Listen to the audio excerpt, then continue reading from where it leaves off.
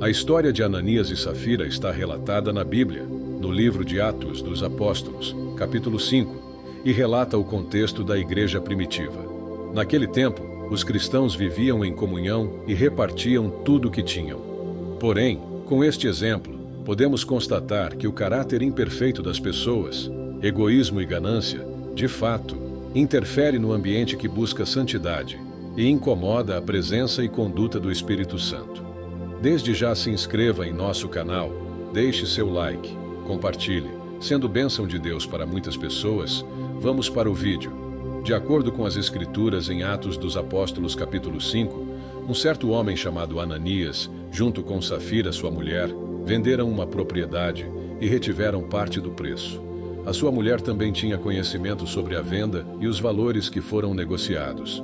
Ananias levou uma parte e a depositou aos pés dos apóstolos. Antes mesmo que dissesse algo, Pedro questionou: Ananias, por que encheu Satanás o teu coração para que mentisses ao Espírito Santo e retivesses parte do preço da herdade? Guardando-a não ficava para ti, e vendida não estava em teu poder?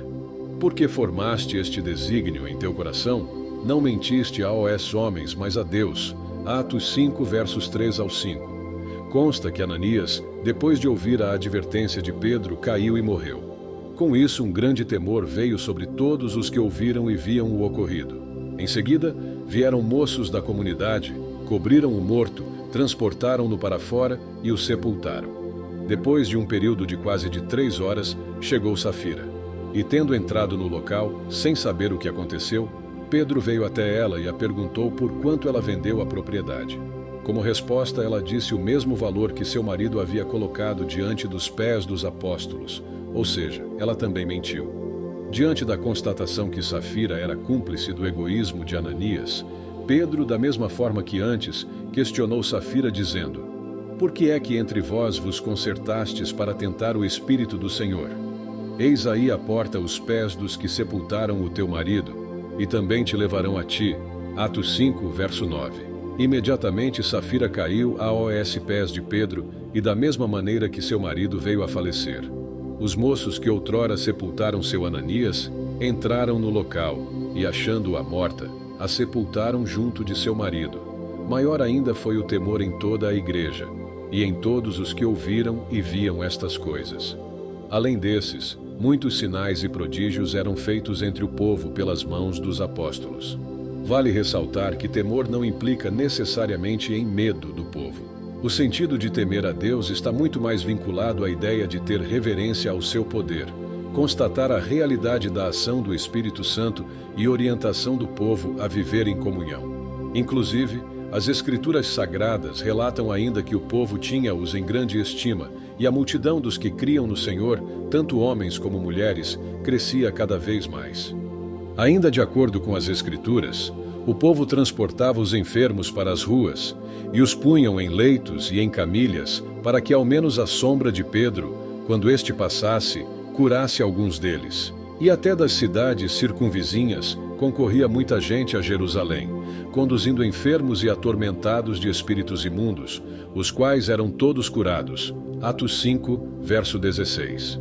Essa história pode parecer extremamente assustadora à primeira vista, mas a mensagem central não é o castigo divino. Em vez disso, ela serve como um alerta para a importância da sinceridade e da honestidade na vida cristã.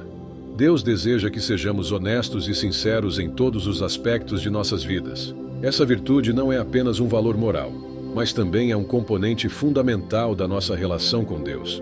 Isso porque, quando mentimos, não estamos apenas enganando aos outros, mas a nós mesmos e a Deus.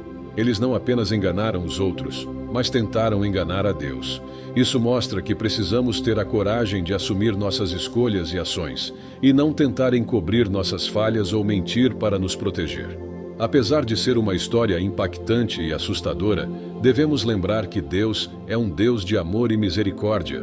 Por isso, Ele sempre nos dá a oportunidade de nos arrepender e mudar nossos caminhos, se houver em nós arrependimento. Esse acontecimento É uma oportunidade para nos examinarmos e refletirmos sobre nossas próprias escolhas e ações e nos esforçarmos para sermos mais sinceros e honestos em nossas vidas. Se você gostou de nosso conteúdo, se inscreva, deixe seu like, compartilhe, sendo bênção de Deus na vida de muitas pessoas. Deus te abençoe.